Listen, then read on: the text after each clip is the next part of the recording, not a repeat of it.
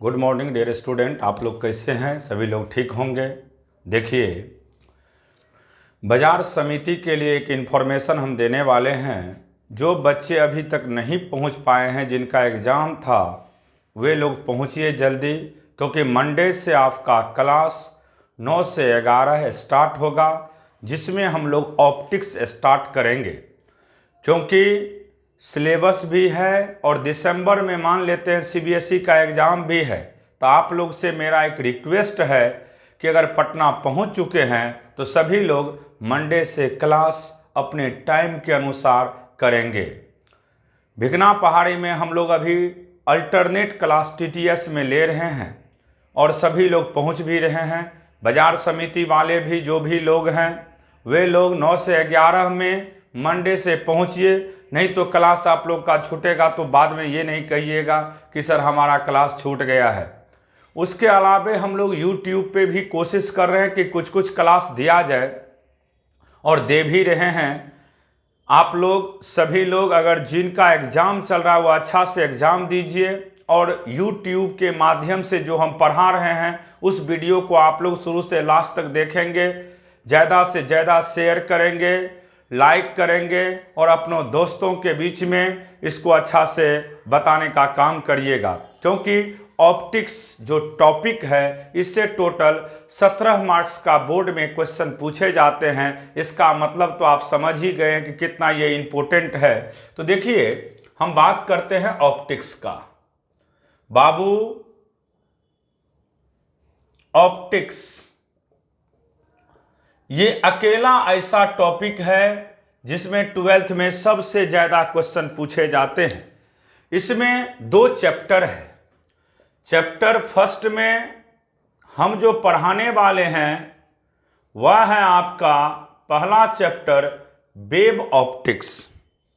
Wave optics, wave optics.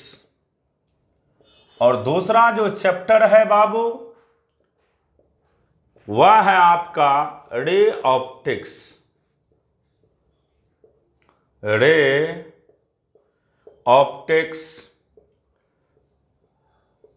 और इसी को हम लोग ज्योमेट्रिकल ऑप्टिक्स भी कहते हैं। इस दोनों चैप्टर को मिला करके आपको 17 मार्क्स का क्वेश्चन बोर्ड में पूछा जाएगा। आईआईटी में 3 क्वेश्चन पूछे जाते हैं, 3 से 4, और मेडिकल वाले को 5 क्वेश्चन पूछा जाता है ऑप्टिक्स से। तो समझ रहे हैं ये कितने इंपॉर्टेंट टॉपिक है सबों के लिए। अब हम लोग स्टार्ट कर रहे हैं पहला टॉपिक जो है आपका वेव ऑप्टिक्स के विषय में। ऑप्टिक्स में हमें जो पहला चैप्टर पढ़ाना है वह कौन सा टॉपिक है बाबू? Wave optics. तो देखिए, वेव ऑप्टिक्स की बात कर रहे हैं हम लोग। Wave optics, wave optics. Wave optics में आपको पहला चीज समझना होगा wave front. Wave front,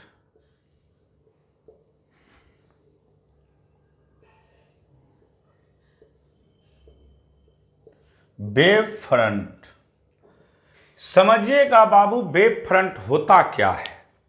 simply याद रखिएगा कि जो किसी भी सोर्स का जो शेप होता है उसको शेप को हम लोकस के नाम से भी जानते हैं। किसी भी सोर्स के वजह से जो शेप फॉर्म करता है उसी को किसके नाम से जानते हैं हम लोग? वेव फ्रंट के नाम से। कोई पूछेगा कि वेव फ्रंट क्या है तो आप सिंपल जवाब दीजिएगा कि किसी भी सोर्स के चलते जो लोकस फॉर्म होते हैं यानी शेप फॉर्म होता है उसी को क्या कहते हैं हम लोग? Wave front. तो डिफिनेशन लिखेंगे, the locus, the locus, the locus of all, the locus of all points, the locus of all points which are vibrating, vibrating in same phase is called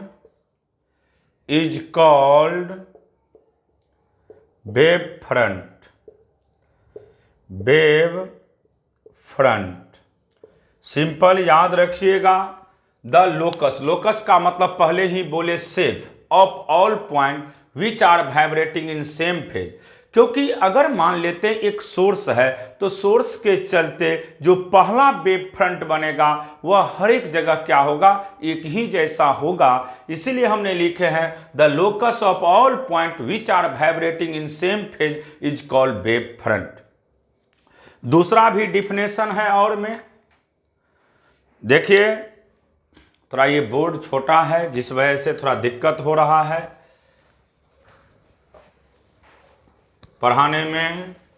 देखिए दूसरा भी डिफिनेशन हम लोग wave front का दे सकते हैं। तो देखिए दूसरा डिफिनेशन क्या है, कैसे कैसे इसके विषय में बताते हैं, ध्यान से समझना है। और में लिखिएगा दूसरा डिफिनेशन, और में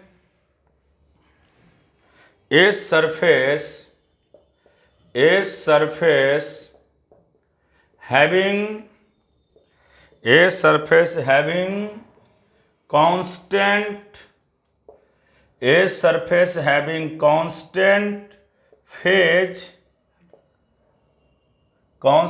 phase is called wave front. अगर एक ही वेव फ्रंट है तो उसके हर एक जगह पे फेज क्या होगा, कांस्टेंट होगा। तो हमने लिखे हैं a surface having constant phase is called wave front. अब देखिए एक क्वेश्चन देते हैं इस पे, जो कि कभी कभी बोर्ड के एग्जाम में पूछ देता है ऑब्जेक्टिव में। क्वेश्चन क्या है लिखेंगे सभी लोग। क्वेश्चन है what is the phase difference, what is the phase difference, what is the phase difference, what is the phase difference between 2 points on the same wave front,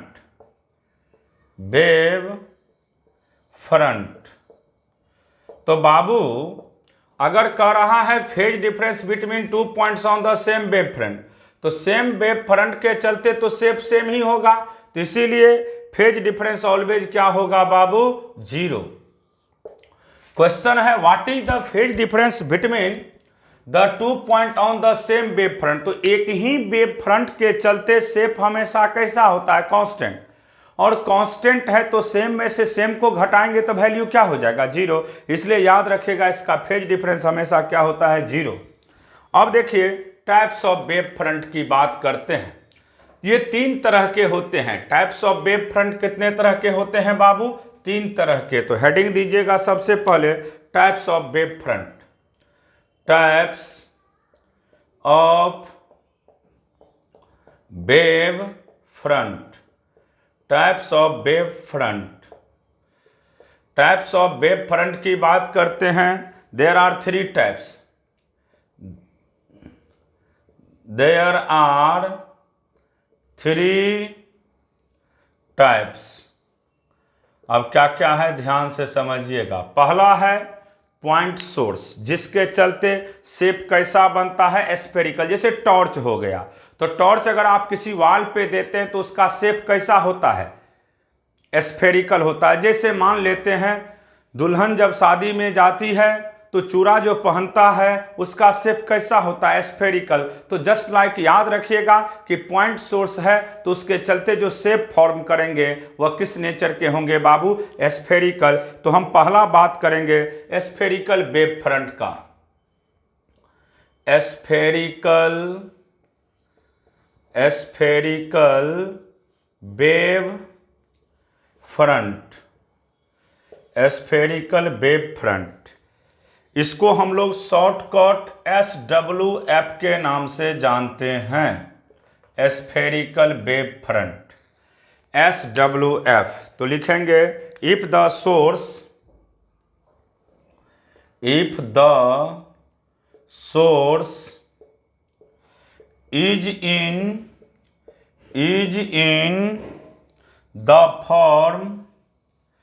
is in the form of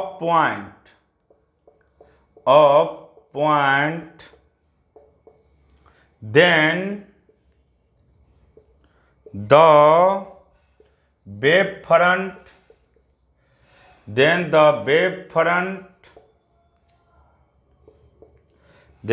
wave front form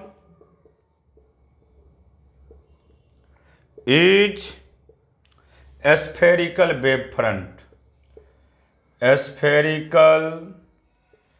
wave front, point source के चलते जो shape form करता है वह किस nature के होते हैं, स्फेरिकल। पॉइंट सोर्स के चलते जो शेप फॉर्म करता है वह किस नेचर के होते हैं, स्फेरिकल।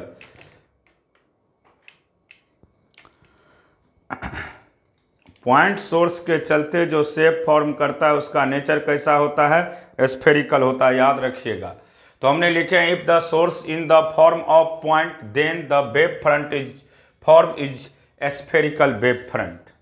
अब इसका शेप देखिए बाबू, अगर कहीं पे भी पॉइंट सोर्स है तो उसके चलते जो शेप फॉर्म करेगा वह किस नेचर के होंगे, स्फेरिकल नेचर के। किस नेचर के, स्फेरिकल। जैसे देखिए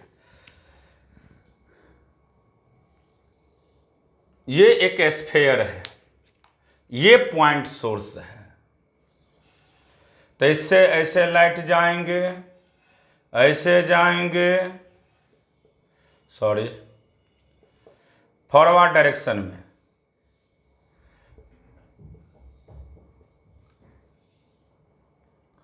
हमेशा ये किस डायरेक्शन में जाएगा, फॉरवर्ड डायरेक्शन में।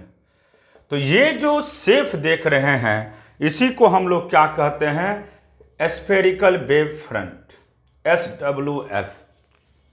तो सिंपल याद रखिएगा कि पॉइंट सोर्स के चलते शेप कैसा बनता है, स्फेरिकल। कैसा, स्फेरिकल। देख रहे हैं ना, पॉइंट सोर्स है, ये सोर्स कैसा है, पॉइंट, और इसके चलते शेप कैसा फॉर्म कर रहा है, spherical.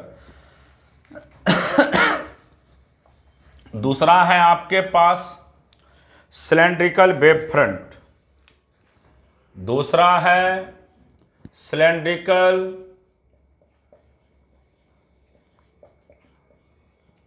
Wave front, CWF, cylindrical wave front. लिखेंगे definition, if the source is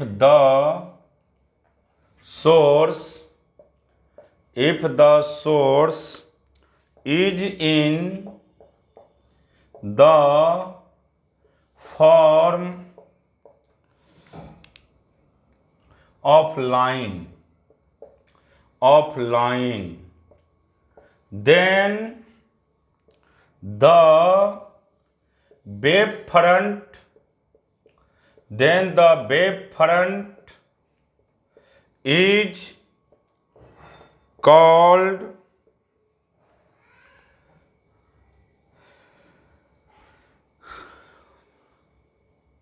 cylindrical wave front. तो याद रखेंगे बाबू, अगर सोर्स कैसा हो, लाइन, सोर्स कैसा हो, लाइन, तो लाइन सोर्स के चलते शेप कैसा बनेगा, सिलेंड्रिकल। जैसे मान लेते हैं ये लाइन है, वैसे भी ढेर सारे पॉइंट सोर्स को मिलाते हैं तो कैसा बन जाता लाइन। जैसे मान लेते हैं चूड़ा को सजा दीजिए, जो दुल्हन का चूड़ा होता है उसको कहीं पे सजाते हैं, तो ऐसे ऐसे करके वह क्या बन जाएगा बाबू, सिलेंड्रिकल फॉर्म हो जाएगा। तो याद आप सिर्फ इतना ही रखिएगा कि अगर सोर्स आपके पास कैसा हो, लाइन, तो लाइन सोर्स के चलते, जैसे ये लाइन है, मान लो ये लाइन है, तो अब इसके बात कर रहे हैं, ये लाइन है यहां और यहां पे, ये लाइन सोर्स है। अब यहां से रे इधर जाएंगे, ऐसे इधर भी जाएगा, इस तरीका से इधर भी आएंगे। तो ये जो शेप होगा बाबू, इधर भी इसी तरीका से होगा, ऐसे इधर इस तरफ जाएगा, इस तरफ जाएगा, इधर भी जाएगा, इधर भी जाएगा। तो ये जो शेप होगा वह कैसा होगा, सिलेंड्रिकल। कैसा होगा, सिलेंड्रिकल। तो सिंपल याद रखिएगा, लाइन सोर्स के चलते शेप कैसा होता है, सिलेंड्रिकल। क्लियर हो गया ये। अब तीसरा देखिए, तीसरा समझना है आपको प्लेन वेव फ्रंट के विषय में। तो हेडिंग दीजिएगा थर्ड में, plane wave front. Plane wave front. Plane wave front की बात करेंगे, PWF। अगर बहुत दूर से, बहुत डिस्टेंस से अगर कोई सोर्स आता है तो उसके चलते शेप कैसा बनता है, प्लेन। तो लिखेंगे if the source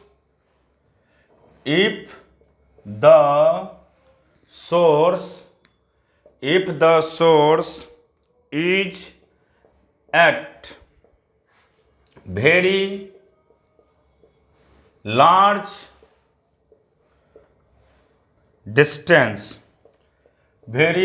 distance, then the wave front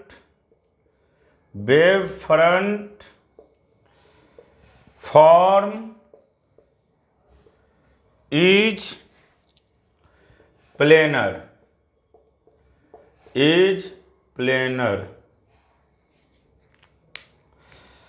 PWF planar wave front. देखिए बाबू, ये सोर्स है, ये सोर्स कहाँ से आ रहा है, इन्फिनिटी से। तो सोर्स अगर इन्फिनाइट डिस्टेंस से आता है, देख रहे हैं, तो इसके चलते शेप की बात करेंगे तो शेप कैसा होगा, planar. PWF plane wave front.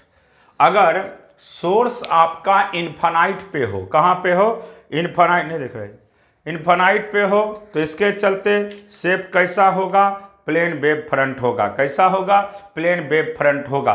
तो ये था आपको टाइप्स ऑफ सोर्स के विषय में। हम चर्चा कर रहे थे टाइप ऑफ सोर्स। तो सोर्स आपके पास तीन तरह का होता है, पॉइंट सोर्स, लाइन सोर्स और इन्फिनाइट सोर्स। पॉइंट सोर्स के चलते शेप कैसा बनाए, स्फेरिकल। लाइन सोर्स के चलते शेप कैसा बनाए, सिलेंड्रिकल। और इन्फिनाइट सोर्स के चलते शेप कैसा बनाए, प्लेनर। तो इस चीज़ को ध्यान में रखिएगा, और जो भी इंफॉर्मेशन हमने अभी दिया है सब लोग उस इंफॉर्मेशन के अनुसार काम करिएगा। यानी मंडे को आप अपने टाइम पे क्लास पहुंच जाएंगे 9 बजे से बाजार समिति में। उसके बाद फिर हम कल देखते हैं, थोड़ा टाइम वीडियो क्लास लेंगे। थोड़ा दिक्कत होता है, बोर्ड छोटा है, ये देख रहे हैं। 1-2 दिन के अंदर हम सब कुछ सही कर देंगे। आप लोग का ऑनलाइन भी क्लास चलेगा। जो नहीं पहुंच पाइएगा वो ऑनलाइन हमेशा क्लास अटेंड करते रहेंगे। पर डे का जो भी पढ़ाया जाए उसको अच्छा से पढ़ेंगे। इसी शब्दों के साथ हम आज का क्लास यहीं रोक रहे हैं। अगले दिन इसके आगे का चर्चा हम लोग करेंगे।